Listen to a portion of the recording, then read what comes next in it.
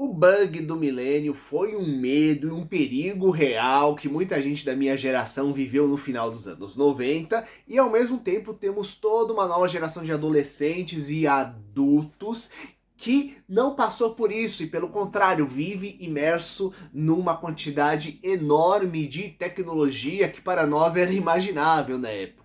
Então é muito bacana a proposta, a execução não tanto, mas o conceito interessante de você fazer um filme noventista que fala justamente o que aconteceria se tivesse realmente ocorrido um desastre por causa justamente da virada de ano, já que havia o grande medo da virada do milênio associado a um problema real nos sistemas de computadores. Então hoje vamos falar sobre o filme Y2K, o bug do milênio, e ao mesmo tempo dizer o que foi realmente esse período, esse clima apocalíptico que tinha na época. Eu sou o Luiz, bem-vindos ao Monstros e Aventuras, e você está no Sexta-feira Sinistra. E dessa vez falando justamente sobre uma comédia de ficção científica com toques de terror de fim do mundo. Mas o que é Y2K? Em primeiro lugar, é uma sigla que representa diretamente o ano 2000. É uma sigla de origem norte-americana,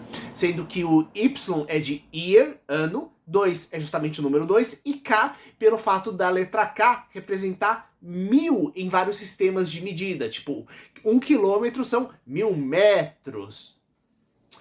Ou 1 quilograma são 1000 gramas, entre outras medidas. Então Y2K seria ano 2000. E o que acontece é que esse virou a sigla utilizada nos Estados Unidos para referir-se justamente ao ano 2000 que estava começando, né? E que era mais do que uma virada de ano, era uma virada de século, uma virada de milênio, e ao mesmo tempo a gente tinha o problema do bug. Mas vamos por partes. Em primeiro lugar, o filme, do que se trata? Qual é a sinopse básica do filme? Então eu explico o conceito do bug do milênio, até mesmo que o conceito de um bug de programação. Voltamos ao filme e vamos alternando entre os conceitos do filme e aquilo que aconteceu na vida real. Pois bem, o filme trata de um adolescente que pega e tá querendo arranjar uma namorada, só que ele é muito viciado em computadores, em quadrinhos, coisas geeks, nerds, etc. Então ele e o melhor amigo se juntam para ir numa festa de virada do ano para pegar e conseguir uma garota. Só que o que acontece é justamente a virada de ano de 1999 para o ano 2000, onde existe o conceito justamente dos computadores travarem por causa da virada de milênio. E aqui os computadores não apenas travam, como o que ocorre é que os eletrodomésticos começam a se fundir com os computadores, criando robôs que caçam e eliminam pessoas. Então, nosso protagonista não apenas tem que sobreviver, mas ele também descobre uma forma que, teoricamente, de pegar e impedir a dominação global pelas máquinas no meio do filme. Então, temos essa coisa de adolescente tímido, que gosta muito de coisas geeks, né, de eletrônica e tudo mais, que pega e começa a ver que ele precisa de ficar mais interagindo com as pessoas, botar mais o lado dele partes do lado dele para fora, para conseguir pegar e sobreviver, conseguir aquilo que ele precisa, né, e ainda por cima salvar o mundo. Então, e o que foi o bug do milênio, isso no mundo real? Inclusive, como eu disse, eu estava lá em 99 para 2000, eu era adolescente, em 2001 começou justamente meu colegial, sendo que em 2002 eu ainda fiz técnico de informática, né? Então ainda eu consegui absorver mais sobre o que foi essa treta que estava tendo na época, que teve no final da minha adolescência.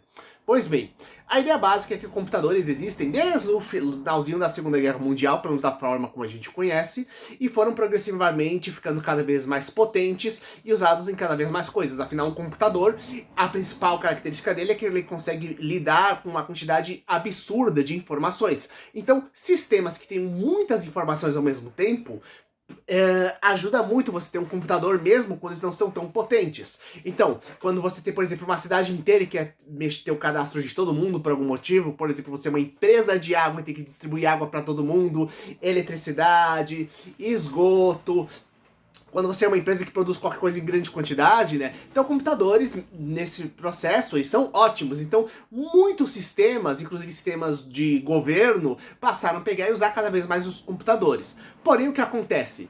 Atualmente, a gente fala muito em terabytes e gigabytes para falar em quantidade de memória, processamento, dados, etc. Só que o que ocorre é que na época nós tínhamos uma quantidade muito menor de tamanho de memória, de processamento e da capacidade de computadores de transmitir informação para outros sistemas e para outros computadores. Então, a gente estava falando na época de kbytes, de megabytes, de quantidades que iam de 10 mil a mais 100 mil, 1 milhão de vezes às vezes, de potência muito menor do que nossos sistemas atuais. Então, cada espaço no computador era fundamental, tanto para economizar energia, quanto para economizar dinheiro para fazer o computador, né? Quanto para conseguir economizar e aumentar a capacidade de processamento com aquele pouco que tinha na época. Então, uma medida que foi feita é que, como de ano para o outro, normalmente só mudava os 2 últimos dígitos, resolveu-se pegar e botar todos os sistemas justamente apenas com 2 registros de ano. Então, não era 1999, era 99 só no sistema e tinha um número de 19 escrito na frente. Não era 1986, era 86 no sistema e por aí vai. Só que, quando virasse de ano, os computadores, na hora de computar o registro, iam travar. Por quê? Simplesmente porque quando pegasse e dissesse, quando fosse pegar calcular datas de idades de pessoas, quando foi feito tal registro, tal fornecimento e por aí vai, ia pegar e os sistemas iam travar porque não ia bater, porque se o sistema só vai de 0 a 99, ia aparecer como o sistema tendo recebido, por exemplo, em 86, e só que pelo sistema estava dizendo que era ano 0. Então, como uma coisa do passado aparecer, como isso poderia acontecer, né? Então, os sistemas eles iriam travar. Inclusive foi feito os testes, inclusive tem um documentário muito bom que aconselho quem quiser conhecer mais o tema, chamado 2YK, a bomba relógio, que inclusive está disponível atualmente na HBO Max, que ele é uma coletânea de entrevistas e reportagens feitas de 96 até 2090, até 1999, mostrando todo o processo que foi para mudar os computadores em massa, os registros para evitar essas travadas. Lembrando que parte de empresas de eletricidade não apenas faziam isso, como computadores que, por exemplo, moviam empresas, usinas nucleares. Então imagina o caos que seria uma empresa nuclear simplesmente deixando de funcionar e tendo ocorrido as catástrofes. Imagine por meses cidades inteiras do planeta inteiro sem água, luz, etc. Então, isso que poderia pegar e ter acontecido se não fosse feito um esforço em massa do governo e das empresas que forneciam esses sistemas para pegar e fazer uma mudança em massa disso. E não era simplesmente você tinha que colocar uma memória extra, modificar o sistema e achar cada linha de código, cada pedaço de cada programa onde houvesse algum cálculo, alguma coisa que usasse data e modificar o sistema para, ao invés de ter 2 dígitos de ano, para ter 4 dígitos. Então, realmente, o pânico foi tanto, ainda mais somado essa coisa de virada de, como eu disse, para século e para milênio, que vários grupos de fanatismo religioso que acreditavam em fim do mundo, com isso se alimentaram ainda mais da ideia. Então, por exemplo, a gente teve grupos armados já prontos para tentar tomar o poder quando tivesse o grupo do milênio. Graças a Deus o bug não deu. E por que se chama bug? O que acontece? Bug em inglês é inseto. Temos que lembrar que boa parte das questões de computação vem dos Estados Unidos, apesar que atualmente temos muita coisa do Japão, da China e dependendo do tipo de eletrônico de vários outros países, mesmo do Brasil. Então, o que ocorre? Num dos primeiros computadores feitos, uma das primeiras programadoras pegou e viu que o computador estava com defeito, isso é um caso real, e quando foi ver, estava travando porque tinha entrado um inseto, isto é, um bug dentro da máquina. Então, foi registrado como um bug dentro da máquina. Então, por causa disso, toda vez que tinha algum problema no computador, algum defeito, começou-se a utilizar o termo bug, inseto, né, justamente, para pegar e falar que o computador tinha travado porque tinha dado algum problema. Então é o bug do milênio, porque justamente é um problema a ser corrigido que aconteceria na virada do milênio, se pegasse e não tivesse o registro disso aí direito. Então, e como eu disse, né, o negócio não aconteceu por causa desse esforço em massa no planeta inteiro, para pegar e evitar esse tipo de coisa nos computadores, né? E foi feito só em cima da hora, porque aquele famosa coisa, né, onde os grandes gestores de cada empresa só estavam passando esse problema para os gestores seguintes, até que chegou no momento onde não dava para adiar a ideia, isso durante décadas, diga-se de passagem. Mas voltando ao filminho, qual é a ideia básica? É que temos todo um clima no estilo anos 90, afinal, acontece nos anos 90 a história justamente por causa dessa questão do bug do milênio. E lá, o conceito é que o bug faria com que as máquinas, uma determinada máquina que estava adquirindo consciência, ela conseguisse se libertar, adquirir consciência completa e assumir o controle de outras máquinas. Lembrando que estamos falando de uma comédia de ficção científica. Então os conceitos são meio absurdos de propósito para pegar e divertir-se, e o mais interessante é você curtir meio que o clima anos 90 que tem dentro da história. Tanto que a abertura é uma tela de computador da época mostrando os vários sites e vários sistemas de conversa que tinham no período, que tem um design, uma estética bem diferente, inclusive uma coisa bem sobrecarregada, diga-se de passagem, né? E sem tanta ao mesmo tempo sem tanta variação de design, tanta sutileza como a gente tem nos sistemas atuais. E lembrando ainda por cima que todas as coisas eram muito mais lentas. Quem inclusive vê uma coisa bem engraçada é como quando você é brasileiro, você vai ver o filme e você vai lembrar dos estilos de filmes que eram feitos naquela época, que é parecido, só que ao mesmo tempo as coisas de tecnologia que você vai ver lá, principalmente, por exemplo, o Discman, né? Que era, você colocava um aparelho portátil, onde você colocava o seu CD lá dentro para escutar a música, né? E você gravava as suas próprias músicas, muitas vezes virando à noite para pegar e fazer o download de uma música por vez, até poder montar a sua própria lista, né?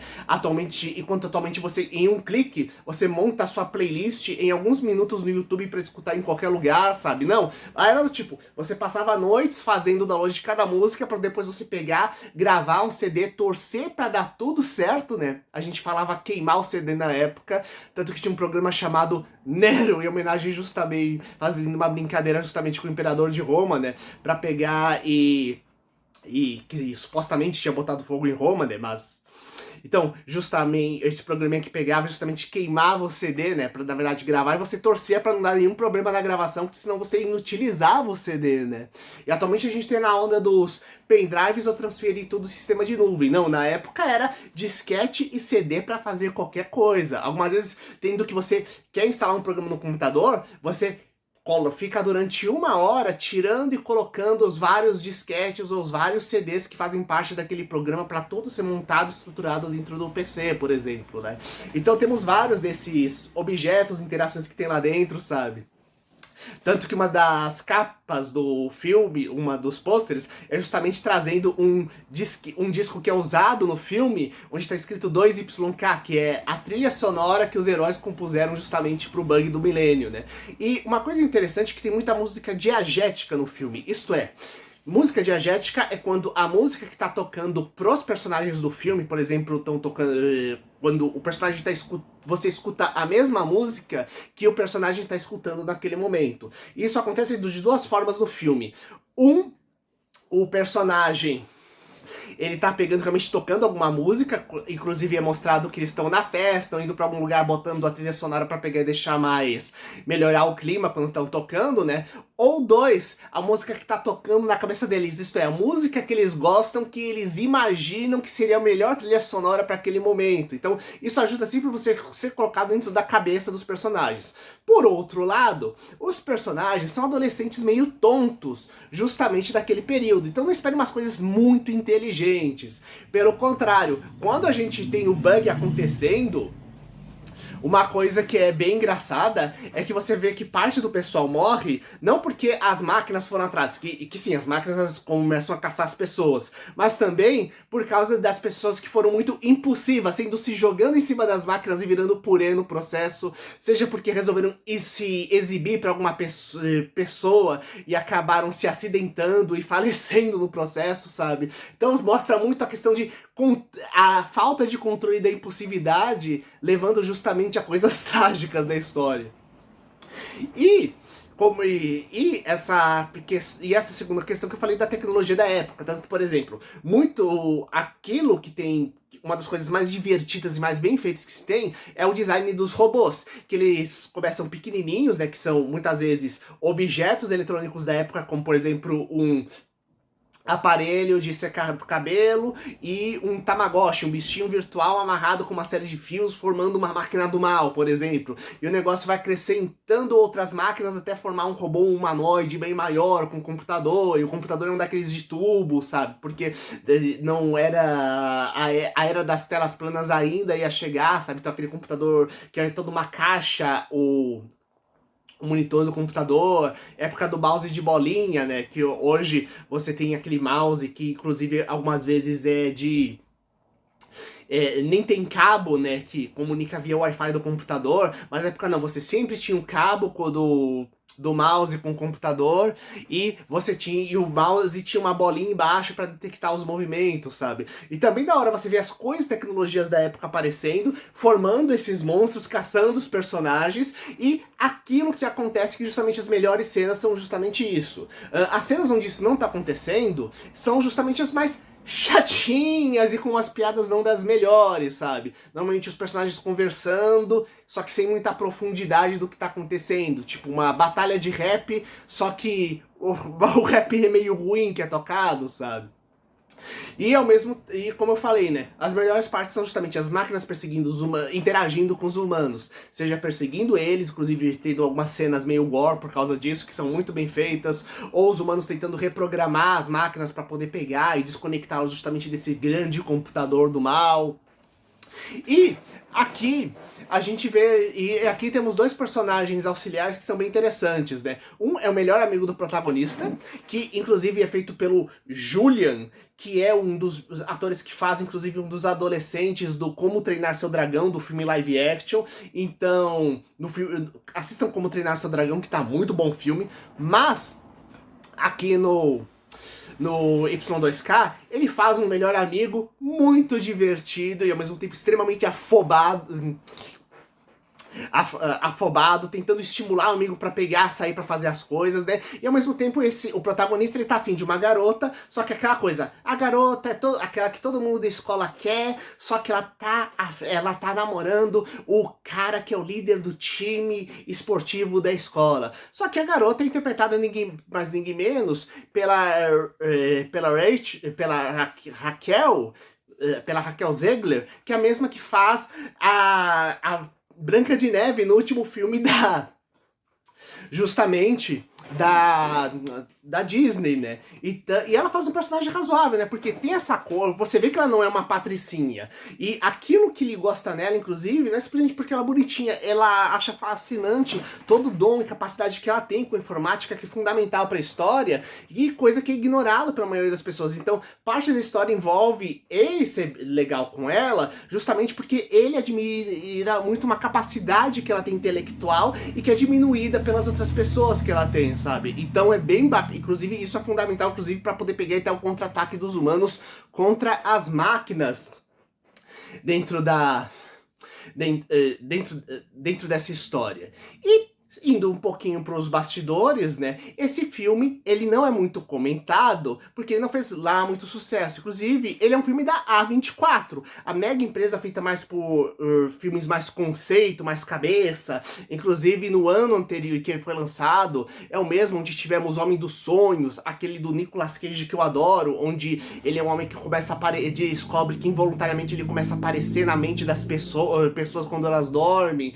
Ou no fantástico Garra de Ferro, que é um drama envolvendo justamente parte da história da luta livre dos Estados Unidos, e que fora isso ele é conhecido, o A24 é conhecido muito por aqueles filmes de terror mais conceito, como Midsommar, Hereditário.